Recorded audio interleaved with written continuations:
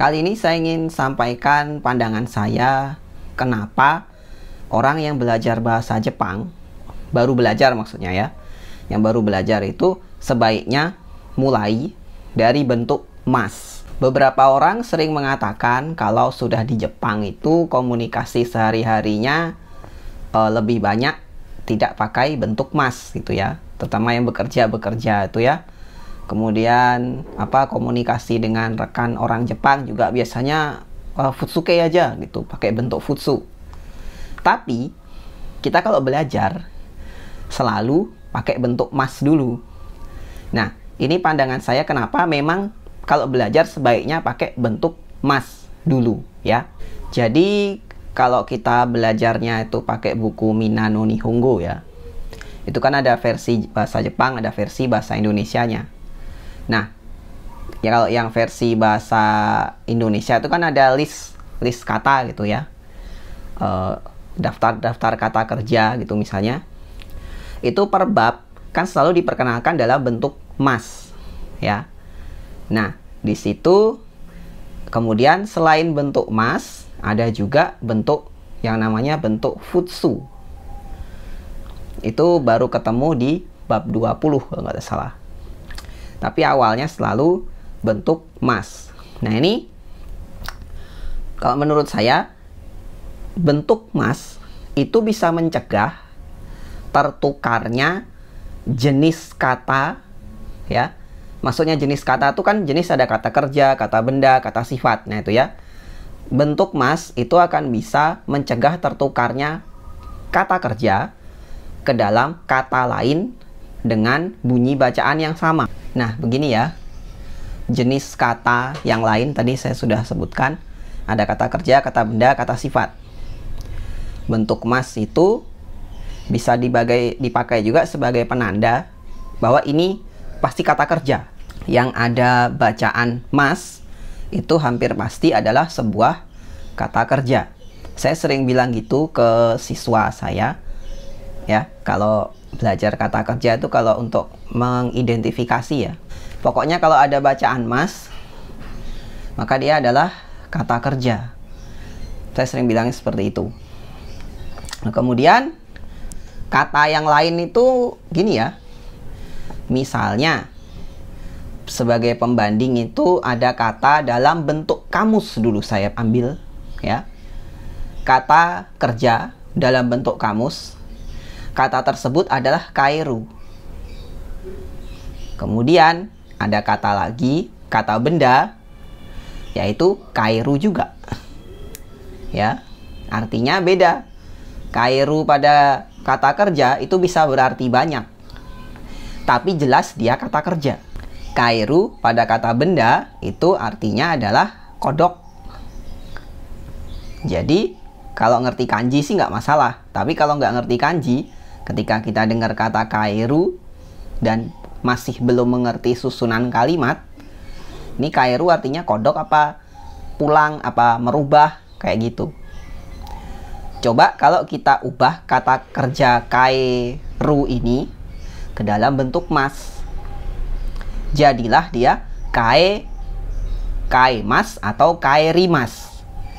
Setidaknya dari segi bacaan bukan kairu lagi, tapi kairimas atau kaimas. Nah, itu ada mas ya, ada bentuk mas.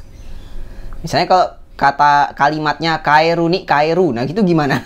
Kan bingung ya, kairu nih kairu ya, seperti itu. Misalnya itu membuat bentuk mas itu bisa kayak sebagai pembeda pada kata kerja untuk membedakan dia dengan jenis kata yang lain. Kemudian yang berikutnya, bentuk mas itu juga bisa membantu untuk memilah kata kerja. Misalnya begini, kalimatnya begini, mungkin ini terdengar agak maksa tapi cukup natural dan pernah kejadian di kelas saya. Kalimatnya begini, naifu dekiru. Naifu dekiru. Ditulisnya seperti itu ya, naifu dekiru. Nah, di sini ada dua kemungkinan cara bacanya kan. Apakah naifu kemudian de dan kiru, atau naifu dan dekiru. Itu dua yang menurut saya paling mungkin ya. Ini masih dalam bentuk futsu, sehingga dua-duanya ini ya bisa aja dibaca seperti itu ya. Dekiru dan dekiru. Nah, masih dalam bentuk futsu. Sekarang dari artinya, dua arti yang mungkin muncul dengan cara baca yang beda tadi. Kalau naifu dekiru itu berarti potong dengan pisau. Kalau naifu dekiru berarti pisaunya bisa. Nah, secara arti agak gini ya, mungkin nggak nyambung tapi bisa aja kan ya. Nah, untuk lebih mengurangi ketidakjelasan artinya itu, kita bisa pakai bentuk mas untuk membuat kalimatnya ini jadi lebih enak dibaca.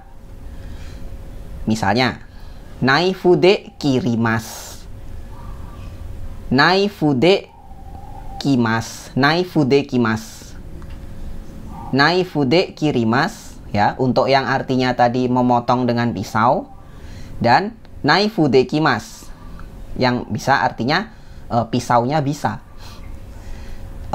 Mana yang lebih enak masuk akal? Yang potong dengan pisau kan artinya. Naifu de kirimas. Nah, kalau naifu de kimas itu, de kimas itu artinya kan bisa ya. Kalau de kimas berarti de-nya itu partikel, kimasnya itu kirimasnya memotong ya, naifu de kirimas. Nah gitu.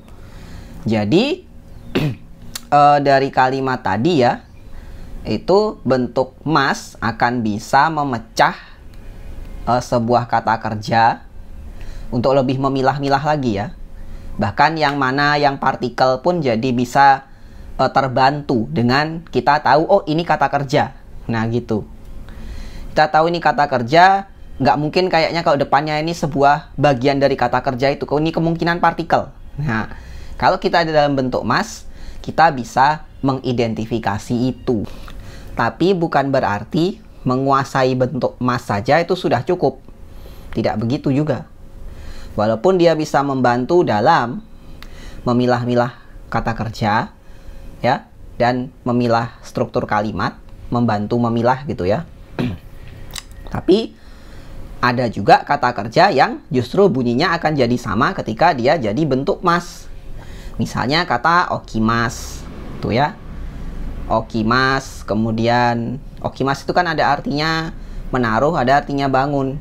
Nah, ketika dalam bentuk mas, dia akan punya bunyi bacaan yang sama. Tapi ya, kalau dia dibentuk futsu atau bentuk kamus ya, bisa jadi oku dan okiru. Nah, kelihatan bedanya.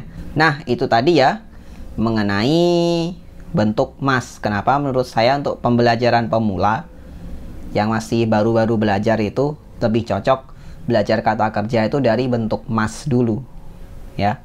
Walaupun nanti ke depannya teman-teman akan ketemu dengan kata kerja bentuk yang lain, karena memang pola kalimatnya kan mengharuskan untuk kata kerja itu berubah ke macam-macam bentuk.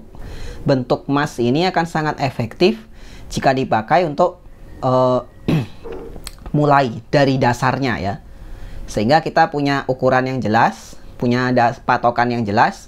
Kalau kata kerja ini kita mau ubah ke bentuk tertentu, kita dari bentuk mas dulu. Kayak gitu. Ya, jadi seperti itu. Ada kemungkinannya adalah apa? Kenapa menurut saya tadi efektif ya? Karena satu, dia bisa mencegah tertukarnya kata kerja dengan jenis kata lain. Dan dua, dia bisa membantu untuk memilah kata kerja dalam sebuah kalimat. Jadi yang mana yang partikel, mana yang kata kerja, itu bisa dibantu untuk milah ketika kata kerjanya itu dalam bentuk mas. Oke, sekian dulu untuk video kali ini. Semoga bermanfaat. Terima kasih buat yang udah nonton. Silahkan subscribe buat yang belum. Kita ketemu lagi di video berikutnya.